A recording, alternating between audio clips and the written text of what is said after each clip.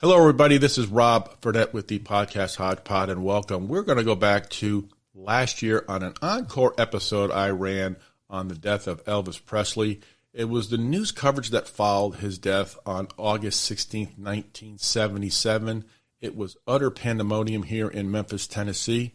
So this Encore episode will look at the news coverage, just the scene here in Memphis, and also how popular he is to this day with his fans. So here is that Encore episode of the news coverage of Elvis Presley. News 5, live from the Mid-South's leading news station. Good afternoon. I'm Peggy Rolfs. And I'm Lee Edwards, sitting in for Dick Williams, and this is the news at noon. Stunned fans mill around the gates of Elvis Presley's Whitehaven mansion this afternoon while scores of fans, friends, and show business celebrities pour into Memphis for funeral services tomorrow for the King of Rock and Roll. Mason Granger is standing outside the gates at Graceland right now and has this live action cam report. Pan over a little bit with the camera right over here. Hundreds of people here. They've been gathering all morning long. There was only a small group at about 6 or 7 o'clock this morning, but as you can see, it's grown to a huge number of people right now at noon. Elvis Presley's body just arrived here at Graceland. A hearse carrying the singer's body left the Memphis funeral home, winding its way down Elvis Presley Boulevard to Graceland. The hearse quickly turned down a side street and pulled into Graceland by the back entrance. Elvis's coffin was taken from the hearse and placed in the mansion's music room. At 3 o'clock, the fans started filing in for their last view of Elvis. The coffin was open. Elvis was dressed in a white suit, blue shirt, and blue tie. Elvis's own family, some members of the family arrived last night at the Memphis International Airport, including Priscilla Presley, who is Elvis's ex-wife. She arrived with other members of the family last night to be here for Elvis's funeral tomorrow. An autopsy shows Presley died of an extremely irregular heartbeat. The exact cause of that fatal flaw may never be known, but the medical examiner says drugs were not the cause. Hypertension and a disease of the arteries may have been contributing factors. As Mason indicated earlier, the body will be on public view at Graceland this afternoon from 3 to 5 o'clock. And a private service will be held tomorrow afternoon at 2. We have an unconfirmed report that singer Tom Jones will deliver the eulogy. Among the many celebrities arriving overnight for the funeral, as Mason said, were Burt Reynolds and Anne Margaret. They went straight to the Graceland mansion. The King of Rock and Roll will be placed in a mausoleum at Forest Hill Cemetery. Most radio stations in Memphis are playing Elvis records, and thousands of motorists drove to work this morning with their headlights on to indicate publicly their mourning. So we're going to look at news reports from 1977 around the country and also from the BBC. But in between the cuts, I'm going to give some facts about Elvis, which are pretty extraordinary. Here are some facts about record sales. Through 2016, the Beatles are number one at 257 million albums sold. Elvis Presley was number 2 at 206 million. Michael Jackson, 169 million. Madonna is number 4 in all-time album sales at 164. And Elton John is at 159 million at number 5. And this information is from Statista, a website dealing with artists. In the history of music, only one artist and one group have ever sold over 200 million albums. This total is incredible. So here is NBC News reports with David Brinkley, who was an anchor, an excellent anchor in the 1970s and 80s with NBC News. And here he is delivering the news of Elvis's death. Good evening. Elvis Presley died today. He was 42. Apparently it was a heart attack. He was found at his home in Memphis, not breathing.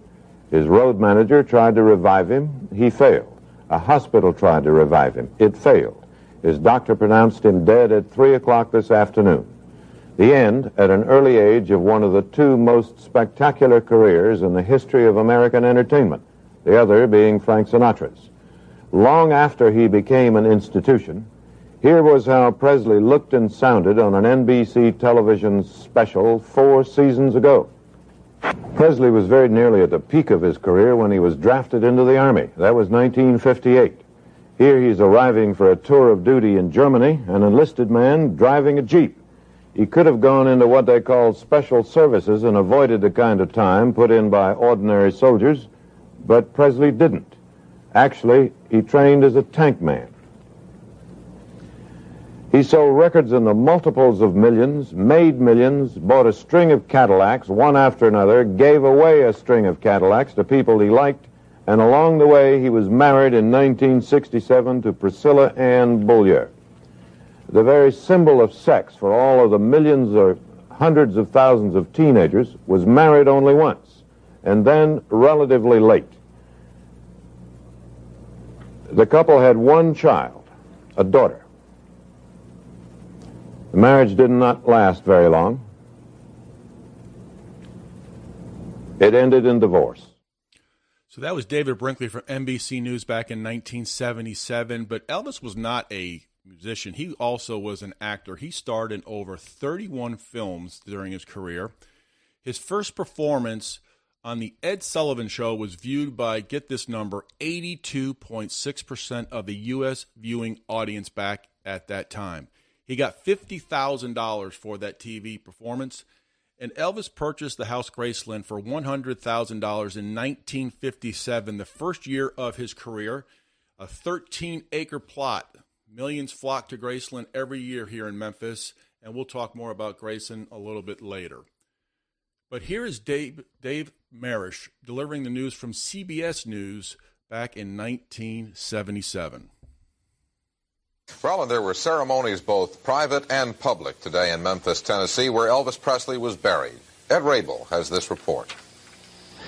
Only relatives, close friends, and some celebrities were permitted to enter Graceland, the Presley estate, to witness the funeral services. Anne Margaret, Burt Reynolds, John Wayne, Chet Atkins, Charlie Pride, Caroline Kennedy, all were reported to be in town.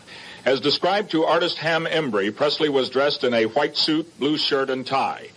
Presley's former wife Priscilla and his father Vernon were among those to view Presley for the last time. The somber funeral procession moved slowly down the driveway and out onto Elvis Presley Boulevard for the 3.5-mile drive to Forest Hill Cemetery. Just as it emerged, a young woman jumped in front of the hearse carrying Presley's body. Authorities pulled her out of the way. The police-escorted motorcade moved on without incident, passing grieving Presley admirers who had gathered lining the boulevard 5 deep. Still more thousands of Presley's fans were waiting when the procession arrived at the cemetery. Presley was to be entombed in this one-story marble mausoleum. On the front lawn, flowers sent by the truckload by Presley followers were arranged in profusion. One was in the form of a 6-foot-long guitar. Presley's crypt is in the so-called Presley Room, where other family members will eventually be entombed. His crypt will always be visible to the public through a locked wrought iron door. Officials believe Presley will continue to attract in death many of those who were so devoted to him when he was alive. Ed Rabel, CBS News, Memphis. So that was an CBS News report back in 1977. And here's another cool fact about Elvis. He had in the Billboard Hot 100, 149 songs in those records. 114 of those were in the top 40. 40 were in the top 10, and 18 were number one hits. His number one hits spent a total of 80 weeks of all those number one hits at number one, and those stats come from Graceland.com. His biggest hit was Hound Dog in 1956, where it was number one for 11 weeks. So we're going to move up to my neck of the woods, Boston, where I grew up, and we're going to listen to WBZ TV in Boston with anchor Jack Williams, a stalwart up there for many years. He's delivering the news of Elvis's death, and then we're going to go right to the BBC in England. So I'm going to play them back to back. So here is those reports. Elvis was found by his road manager, Joe Esposito, about 2:30 this afternoon. Esposito tried to revive Presley without success while an ambulance rushed to his Graceland mansion. Elvis Aaron Presley was born in a 2-room house in Tupelo, Mississippi on January the 8th, 1935.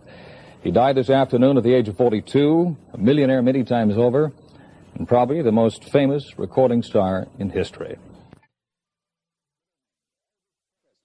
For 20 years, the undisputed king of rock and roll. The body of the 42-year-old singer who died from a heart attack is being put on public view at his home for 2 hours this evening. Tomorrow, Elvis Presley will be buried after a private funeral. From Memphis, Michael Cole has just sent this report. The huge crowds have become steadily bigger throughout the day. A short while ago, the first of the fans who'd been waiting 18 hours were allowed up the tarmac drive, which leads to the mansion, where the singer will lie in state for the next 2 hours. It's doubtful whether all those who want to pay their last respects will in fact get the chance to do so. Members of the Presley family, including his divorced wife and his daughter Lisa, are in the house, and many show business friends and colleagues have been arriving. The family say they want the funeral to be quiet, to be dignified, and to be a family affair. The local police chief told me he didn't expect problems with the crowd. But there is undeniably a carnival atmosphere developing as dozens of cameramen and reporters join the sightseers. Tonight, President Carter joined the tributes to Elvis Presley, saying his death had robbed the world of a unique and irreplaceable personality. His music had changed the face of American popular culture. Through the day, the Memphis telephone system has been nearly paralyzed by calls from all over the world, and the city authorities have ordered all flags to be flown at half-mast. So that was the BBC reporting back in 1977. Unbelievable, those news reports back then. They're very descriptive. They give really detailed information, so it's really unbelievable to listen to. And it's still hard to believe after all these years.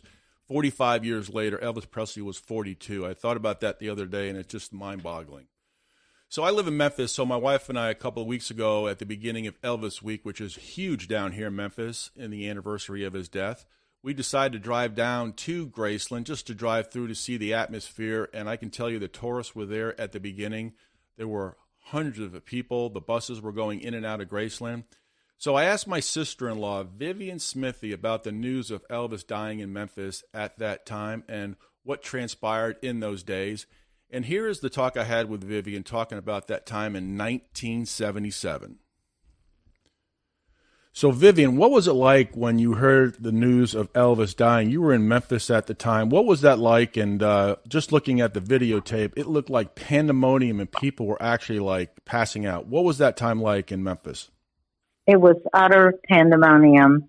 We were standing in line with thousands of people, and it was a very hot day in August, and people were fainting. There was at that time no bottled water, and so we were like, we were willing to do anything to see Elvis and view him. He was behind the doors of the Presley mansion of Graceland, and it was very sad. People were crying. The mood was very somber, and the crowd was willing to take the heat for hours. We stood for probably 5 hours and waited, and we had gotten to the gate, and the guards had stopped us because they felt that it was going to be complete pandemonium. Wow, because I was looking at the videotape from that, and basically what we saw, what you see in the videotape is people actually it was like a ruckus crowd trying to get in. They had to call the National Guard to come in and just tame the crowd down. And there was also a video clip when the hearse was pulling into the back entrance or the back entrance to Graceland. People were actually sprinting just to get a glimpse. And this is a time when there was no cell phones, no internet, no social media. So basically, this was just raw. But there were no the phones weren't working in Memphis when this happened. True, right? Not at all. We were trying to call family. We were at work before we found out about Elvis's death. This is prior to when we found out he died, and the entire phone system was completely overwhelmed with people calling relatives and friends, and did you hear the news type of conversations. It was unbelievable. Unbelievable. No cell phones, no nothing. The world stopped it seemed as though the entire world stopped that day. He died, and then when they finally had his viewing, it was amazingly sad and somber. And it was just, Life magazine was there. There were so many, this is before all of the other stations, you know, CNN and Fox Right. and all those people. And the local news stations were all there. And the people with them were, you know, very emotional. It was unbelievable. It really was. That's incredible. And now it's been, what, 45 years? Since 45 years. 45 years. And the other day I was thinking about that. He was 42 years old when he died. That just, it blows my mind. 42 is so young. And where were you when you heard the news of Elvis passing away? And what was the reaction like if you were around people?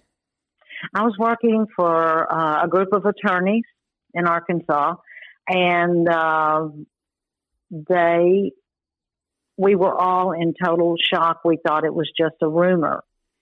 And I was trying to get my husband, who was at FedEx at that time, and couldn't get him, nothing. No, there were no calls to be made. And finally, everybody just left and to go home and find out what was going on. And it was just unbelievable sadness. We couldn't believe it. It was as though the king had really died. It was true. At that time, I didn't listen to Elvis's music that much, you know, but I had relatives who had gone to his concerts and said he was amazing. And it made me appreciate him so much more. Now I just love his music. So, and if you haven't seen the movie, please go and see it. It's well worth it. I haven't seen the movie Elvis, but we will get there to do that. And back when he passed away, also just listening to watching items on YouTube and reading about it, radio stations in Memphis, that's all they were doing was playing Elvis. And now Sirius XM has its own Elvis channel. So pretty interesting. Elvis still lives on and off. So Vivian, thank you so much for joining Hodgepodge and discussing the time when Elvis passed away. You gave us some great insight into what happened, and thank you very much for joining us. I enjoyed it, and hopefully everybody will enjoy the interview. And he is, and always will be, the king. The king is right. The king of rock and roll. Thank you so much. All right. Thank you. Have a good day. Bye-bye. Okay, bye-bye. So thank you, Vivian, for that. And my favorite two Elvis songs are Burning Love, #1, and then #2, Return to Sender. Those are my two favorite songs of Elvis. So on January 14th, back in 1973, Elvis performed in a concert, Aloha from Hawaii, which was reportedly seen by 1.5 billion people in 36 countries. Only 2 countries did not show the concert, China and the Soviet Union. And even though over 1 billion people watched the concert on TV, the Boston Globe gave it 2 out of 5 stars, which I found fascinating. And I did watch some of it on YouTube, and it was an excellent concert. And I don't know where the 2 of 5 stars came, but hey, everybody's got their opinion. So here is another report from NBC News on what was going on here in Memphis. All I can say is pandemonium, shock, disbelief. Here is that report.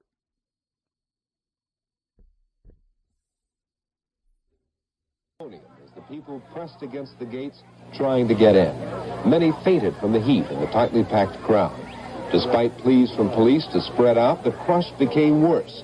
And late this afternoon, 50 National Guardsmen were called out to assist in crowd control.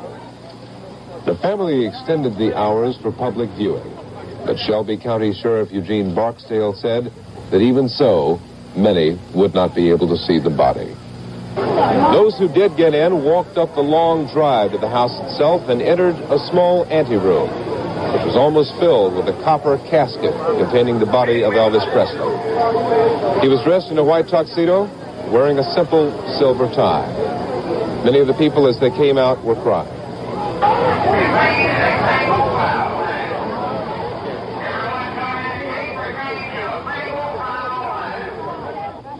afternoon at 2 o'clock, private funeral services will be held at Graceland. Then the funeral procession will move up the street Memphis named after its most famous citizen to a mausoleum at Forest Hill Cemetery. Jackson Bain, NBC News in Memphis. Another great story. You could just hear the pandemonium and just the utter chaos here in Memphis back in 1977. Here's a cool story that I found on the internet, and it's pretty awesome. Elvis purchased FDR, Franklin Delano Roosevelt's yacht, the Potomac, for $55,000. He just bought the yacht and then donated the yacht to the St. Jude Children's Hospital here in Memphis so they could raise funds. And he was very charitable to a lot of people. I'm sure you could hear stories and read about it on the internet. But that is a great story. And here's one that really just shocks me, and not shocks me, but you're like, wow, this is like unbelievable. So when Elvis passed away, he was supposed to play some concerts in Portland, Maine. Portland, Maine is just, north of Boston. But this is a report from WCVB TV in Boston. Reporter Jorge Quiroga, a very stalwart reporter up in Boston for many years, reported from Portland, Maine, where Elvis was to play 2 concerts. So check this one out. This is pretty incredible, this report. And for Elvis Presley's concert had been so tremendous that a second concert had to be arranged. It sold out as quickly as the first one had. The set was getting its final touches, and the 5th floor of a local hotel was being prepared to receive the Presley entourage when the news of his death was announced. Shock was the immediate and disbelief. We checked it out from all possible angles, not only locally but nationally, to see if the story was true, because we had been talking to the Presley people. They were ready to come into the building. We were expecting him. It was the eve of the performance, and his people were already in town. We had just sold out 2 shows to over 17,000 people. I stood in line for 2 nights, sleeping over, and the whole thing was just hard to believe. In Portland, like in every other city and town across the United States, Elvis Presley was a true working-class hero. They looked up to him as the realization of the American dream. Elvis is just not the music with me. It's him. He set an example to me, the way he lived, his clean living, the way he used people, his sincerity, his honesty, his manners, the way he treated his mother. To me, he was a person. Presley's fans were aware that the man was a multimillionaire. That fact never affected their loyalty. From rags to riches, they said, but he never thought he was better than any of us. In Portland, they were just grateful that he had agreed to play their town. I was a kid. You were my favorite idol. I had all your back. And I mean today that I would get a chance to meet it. This is going to be your first time to see him? A dream of a lifetime? Yeah. I say it what? You were probably a big fan. Sitting in this empty arena just hours before Elvis Presley was scheduled to perform, one can imagine the mass hysteria that would have been upon Elvis Presley's arrival. Now with his death, the silence gives you a feeling of mourning. Many people will never understand the loyalty and identification of a fan to an artist, but I'm sure that as many fans throughout the world will agree with me when I say, Elvis Presley is dead. Long live the king. For News 5, I'm Jorge Quiroga in Portland, Maine. That is an incredible story. The reps up there for Elvis were up there ready for the concert in Portland, Maine. 2 sold-out shows, 17,000. And the news report, he was just sitting in an empty arena before he was supposed to perform. Unbelievable. So some of the headlines around the world at the time in the newspapers, really no social media back then at all, no cell phones, no anything. You had pay phones, you had TV, radio, newspapers, and just regular landlines. But a lot of the newspapers back then had different headlines. The Memphis Press Scimitar said, Memphis leads world in mourning for Elvis Presley. The New York Post had millions mourn Presley. The Chicago Tribune and New York Daily News had the same exact headline, Elvis Presley dies at 42. The New York Times, Elvis Presley dies, rock singer dead at 42. And finally, the commercial appear here in Memphis, death captures crown of rock and roll, Elvis dies apparently after heart attack. Look for more podcast episodes on Hodgepod. I'm Rob Fredette, and thank you for joining me.